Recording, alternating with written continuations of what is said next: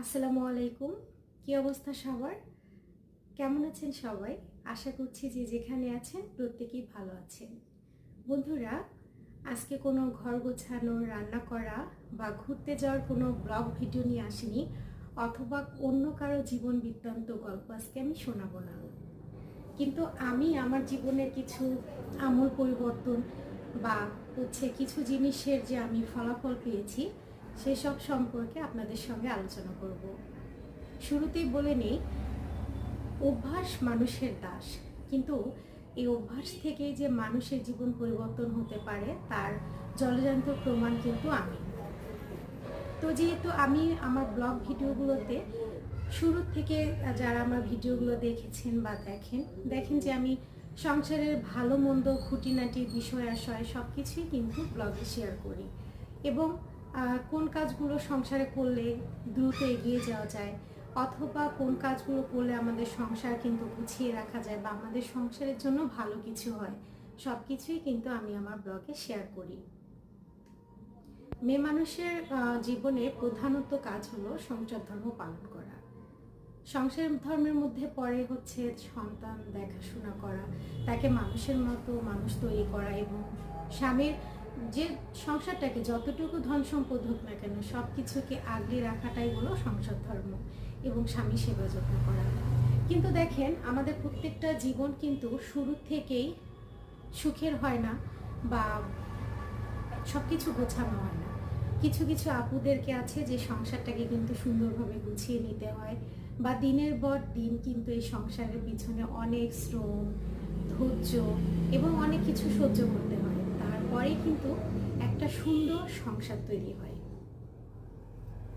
তো প্রতিটা আপুদেরকে শ্রদ্ধা জানাচ্ছি, এবং শ্রদ্ধা জানাচ্ছি সঙ্গে সকল পুরুষ জাতিকে, যারা এই সংসারে স্ত্রী সন্তানের জন্য দিন রাত শ্রম করতেছে, মাথার ঘাম পায়ে ফেলে পরিশ্রম করে সংসারে আরো উন্নতি করার চেষ্টা করতেছে।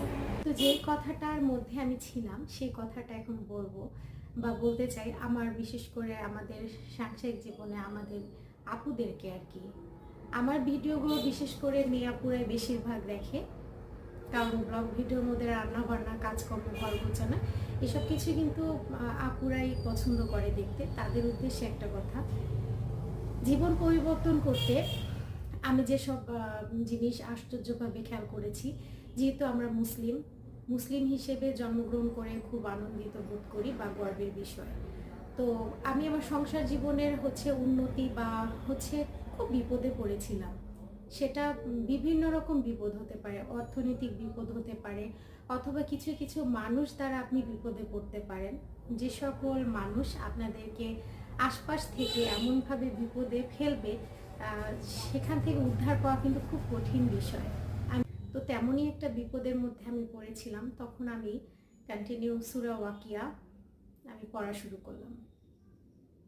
কিন্তু আশ্চর্যের বিষয় যে কিছুদিনের মধ্যে আমি আশ্চর্য রকম পরিবর্তন ফিল করি, এবং আমি যে বিপদের মধ্যে পড়েছিলাম আলহামদুলিল্লাহ সেই বিপদ থেকে কিন্তু আমি উদ্ধার হয়েছি। তাই আমি প্রত্যেকটা মানুষকে বলবো যে আসলে উপরওয়ালা প্রতিটা মানুষের সঙ্গে থাকেন, এবং তাদেরকে কিছু কিছু সময় বিপদ দিয়ে পরীক্ষা করেন, ধৈর্য পরীক্ষা করেন।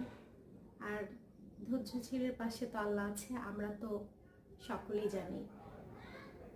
তো আমি আশা করব যে সূরা ওয়াকিয়ার মাধ্যমে আমি যে বিপদটা থেকে আমি উদ্ধার পেয়েছি, আপনারাও যদি কোনো বিপদে থেকে থাকেন সাংসারিক জীবনে, আমাদের সাংসারিক জীবনে কত রকম বিপদ থাকে সেটা বলে শেষ করার মতো না। আমাদের কখনো অর্থনৈতিক কষ্টটা এতটাই কষ্ট যে যারা এটার মধ্যে পড়েছে তারাই জানে। যখন আপনি খুব বড় রকম বিপদে পড়বেন, দেখবেন কাছের মানুষগুলো আপনার থেকে এতটা দূরে চলে যাবে যে আপনার চেনা মানুষগুলো হয়ে যাবে অচেনা, আপনাকে চেনেই না। সূরা ওয়াকিয়ার আর কি কথা বলবো, আমি যে আমার সাংসারিক জীবনে আমি ফলাফল পেয়েছি, ইনশাল্লাহ আমি চিন্তা করি যে আপনারাও নিয়মিত সূরা ওয়াকিয়া তেলাওয়াত করেন এবং এটাকে নিয়মের মধ্যে ফেলেন। আপনার সন্ধ্যার পর প্রতিদিন একবার করে পড়েন, অথবা সকালবেলা পড়তে পারেন, কিন্তু সন্ধ্যার পর পড়া কিন্তু খুবই প্রচলন। দেখবেন আপনি যে জিনিসটার জন্য আপনি এতদিন ধরে ক্লান্ত হয়ে গিয়েছেন, কষ্ট পাচ্ছেন, ইনশাআল্লাহ আপনাকে দেখবেন সেই বিপদ থেকে আল্লাহ পাক উদ্ধার করবে। এটার মাধ্যমে কিন্তু জীবন পরিবর্তন করা যায়। তারা নিজেরাই দেখবে যে হচ্ছে কয়েক মাসের মধ্যে, ম্যাজিকের মতো, কয়েক মাস বললে এটা হয়তো ভুল হবে, আল্লাহ পাক চাইলে তো একটা সেকেন্ডে মানুষের জীবন পাল্টাতে পারে। কিন্তু আমি যেহেতু লাগাতার এটা করার পর কিছু মাস পরে আমি পরিবর্তন পেয়েছি, সেজন্য আপনাদের সঙ্গে আমি শেয়ার করছি। আর বারবারই কিন্তু এই কয়েক মাসের কথাটা উল্লেখ করছি। কেউ কিছু মনে করবে না, হয়তো আমার কথা বলার মাঝে কোনো জায়গা হয়তো ভুল হতে পারে। তো আজকের ভিডিওটা আমি এখানে শেষ করছি। সবাই খুব বেশি ভালো থাকবেন। আবার দেখা হবে। খোদা হাফেজ। আসসালামু আলাইকুম।